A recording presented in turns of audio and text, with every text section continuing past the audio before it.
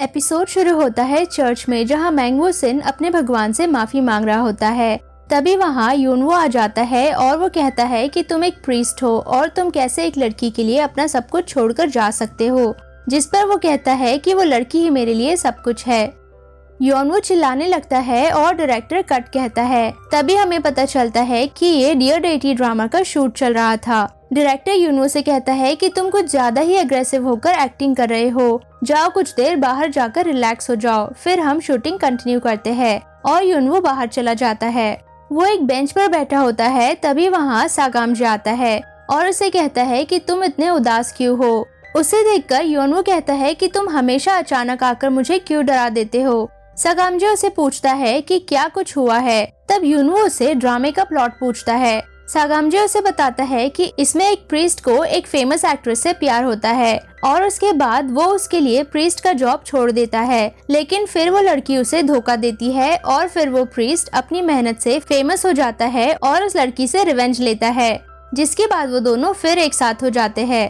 ये स्टोरी सुनकर यूनवो कहता है कि ये कैसी अजीब कहानी है, इससे लोग प्रीस्ट के बारे में क्या क्या सोचेंगे। एक प्रीस्ट को तो पवित्र और अकेली लाइफ जीना चाहिए, इस दुनिया में ये सब क्या दिखाया जाता है। मुझे तो ये स्टोरी बिल्कुल पसंद नहीं आई। जिसके बाद सागामजे उससे पूछता है कि कल रात तुम मुझे इतनी बार कॉल क्यों कर रहे थे, क्या कुछ प्रॉब्लम हुआ था। फिर हमें पास्ट का सीन दिखाया जाता है, जिसमें यूनवो सागामजे को कॉल करता है और उसे जल्दी वहां आने कहता है और वो काफी पैनिक्ड होता है। सागामजे कहता है तुम मुझे किम को घर ड्रॉप करने के लिए इतनी जल्दी बुला रहे थे, क्या तुम दोनों के बीच कुछ चल रहा है या फिर तुमने फिर से कुछ गड़बड़ की है। जिस पर यूनवो कहता है कि नहीं, मैंने कुछ नहीं किया है। सागामजे उसे कहता है कि ऐसा कुछ होना भी नहीं चाहिए, तुम्हें अपना मकसद नहीं भूलना चाहिए। ये सुनकर यूनवो खुद से बातें करने लगता है। वो कहता है कि रेमबरी तुम ये सब क्या कर रहे हो, तुम्हें यहाँ से अपनी दुनिया में वापस जाना है और तुम्हें उसके बारे में सोचना चाहिए, क्योंकि तुम्हारा काम लोगों को प्रोटेक्ट करना है। सागामजे उसे अपने काम पे ध्यान देने कहता है। तभी उसे मैंगवो सिन दिखता है और वो उसकी तरफ जाता है। यूनवो उसे जाकर कहता है कि मुझे तुमसे बात करनी है, लेकिन वो सिन कहता है कि मुझे तुमसे कोई बात नहीं करनी, लीव मी अलोन। यूनवो उसे रिक्वेस्ट करता है और वो सिन कहता है कि जो भी बात करनी है प्लीज दूर से बोलो। यूनवो कहता है कि तुमने अब तक मुझे होंगवुड डे ग्रुप में शामिल क्यों नहीं किया, जिस पर वो सिन कहता है कि मैं तुम्हें बता चुका हूँ कि तुम हमारे लेवल के नहीं हो। तभी वहाँ से कुछ लोग गुजर रहे थे और वो कहते हैं कि देखा दोनों में कितना प्यार है। वो सिन कहता है कि देखो तुम्हारी वजह से लोग गलत सोचने लगे हैं। और यूनवो फिर से उसे फोर्सफुली पूछता है कि मुझे होंगवुड डे ग्रुप में ले लो।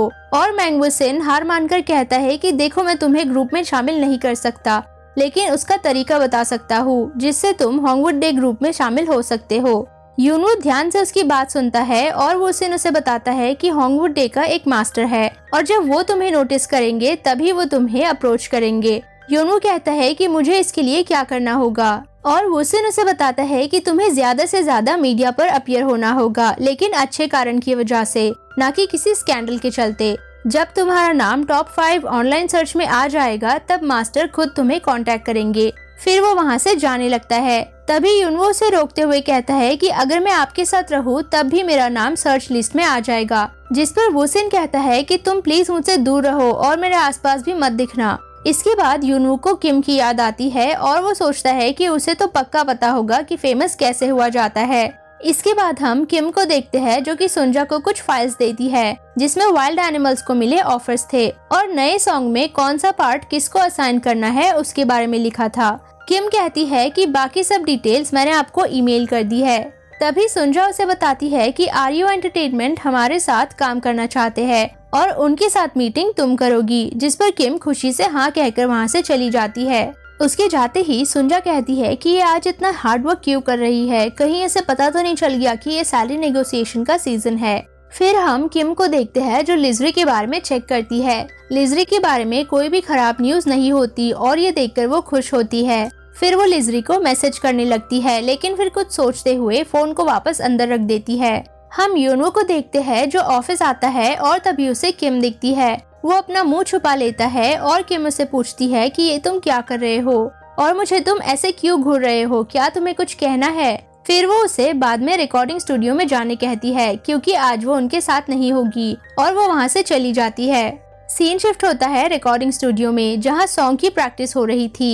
टेई उनके ग्रुप का मेन वोकलिस्ट था और सब उसकी परफॉर्मेंस से काफी खुश होते हैं। वो वापस आता है तब प्रोड्यूसर उन्हें बताता है कि मैंने सबके वोकल्स चेक कर लिए हैं और मैं चाहता हूँ कि यूनवो को इस सॉन्ग में मेन पार्ट मिलना चाहिए, जिसे सुनकर वो सब काफी हैरान हो जाते हैं। वो कहते हैं लेकिन टेई हमारे ग्रुप का मेन सिंगर है। तब प्रोड्यूसर कहता है कि ठीक है, लेकिन इस सॉन्ग में यूनवो मेन वोकलिस्ट होगा।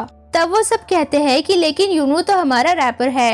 टेई उसे पूछता है कि क्या तुम ये पार्ट गाओगे, जिस पर यूनवो कहता है कि अगर तुम कहोगे और ये सब कहेंगे तो मैं मेन पार्ट्स गा लूंगा, मुझे कोई प्रॉब्लम नहीं है। ये सुनकर टेई और भी ज्यादा गुस्सा हो जाता है और वहाँ से चला जाता है।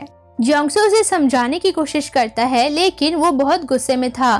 तभी वहाँ यूनवो आ जाता है और टेई उसे कहता है कि तुम ये सब क्यों कर रहे हो, ऑलरेडी तुमने ऐसे वैसे स्कैंडल में हमारा नाम खराब कर दिया है और अब तुम मुझसे मेन पार्ट भी चुरा रहे हो। मैंने 5 सालों से इतनी मेहनत की ताकि किसी तरह हमारा ग्रुप फेमस हो जाए, लेकिन तुमने कुछ नहीं किया है और अच्छा होगा तुम ऐसे ही कुछ गड़बड़ करते रहो और एक दिन इतनी बड़ी गड़बड़ करना कि तुम वापस ही ना आ पाओ। यूनवो से कहता है कि तुम ही मेन पार्ट गाना, मैं नहीं गाऊंगा, लेकिन टेई वहाँ से चला जाता है। इसके बाद वो जियोंगसो से पूछता है क्या ये हमेशा ऐसे ही गुस्से में रहता है, जिस पर वो कहता है कि नहीं, टेई हमेशा से ऐसा नहीं था, लेकिन तुम टेंशन मत लो, मैं उससे बात करता हूँ। फिर हम सुंजा को देखते हैं जिसे मिस्टर जैंग कुछ स्क्रिप्ट्स देते हैं। सुंजा उन्हें चेक करती है तो उसे पता चलता है कि वो सब रोमांस कॉमेडी के बारे में है और मिस्टर जैंग कहते हैं कि आजकल तो सब रोमांस पर ही स्टोरी बनाते हैं। तभी सुंजा उसमें एक ब्रेकअप का सीन देखती है और उसे अपना पास्ट याद आता है। फिर हम 4 साल पहले का सीन देखते हैं जिसमें सुंजा वुसिल के घर आती है और उन दोनों में वाइल्ड एनिमल्स को लेकर आर्ग्यूमेंट होने लगती है,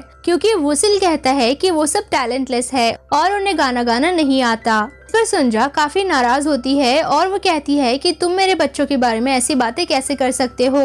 उनकी आर्ग्यूमेंट बढ़ जाती है और वो दोनों ब्रेकअप कर लेते हैं, जिसके बाद सुंजा कार ड्राइव करते वक्त बहुत ज्यादा रोती है। तभी मिस्टर जैंग उसे पुकारते हैं और वो डर जाती है। इसके बाद वो एक कॉन्फ्रेंस के लिए निकलते हैं और वहाँ वुसिल भी होता है। उसे देखते ही सुंजा अपना मुंह छुपा लेती है, लेकिन वुसिल आकर उसे बात करता है। वो कहता है कि आजकल तो तुम बहुत बिजी हो क्योंकि वाइल्ड एनिमल्स बहुत फेमस हो गए हैं, जिस पर सुंजा कहती है कि हाँ, मैंने कहा था ना कि वो एक दिन जरूर फेमस होंगे और वैसे भी मैं इतनी बिजी हूँ कि मेरे पास किसी के लिए टाइम नहीं है। और वो उसे बाय बोलकर वहाँ से जाने लगती है। तभी वुसिल उसे कहता है कि मैंने वाइल्ड एनिमल्स को रेकमेंड किया है और वो लोग तुम्हें कांटेक्ट करेंगे। फिर वो उसे कॉफी के लिए पूछता है और वो मान जाती है। तभी मिस्टर जैंग उससे पूछते हैं कि वो आपको कॉफी के लिए क्यों पूछ रहे थे, क्या आप दोनों एक दूसरे को पहले से जानते हो, जिस पर सुंजा कहती है कि नहीं, ना मैं इससे पहले मिली हूँ, ना हम एक दूसरे को जानते हैं। इनफैक्ट आज ही हमारी फर्स्ट टाइम बात हुई है और फिर वहाँ से चली जाती है। दोस्तों, एपिसोड 7 में आगे क्या होता है ये तो हमें नेक्स्ट पार्ट में पता चलेगा। तब तक के लिए आप चैनल को सब्सक्राइब और वीडियो को लाइक करना ना भूलें ताकि आपको नेक्स्ट पार्ट की नोटिफिकेशन मिल सके। Thank you for watching.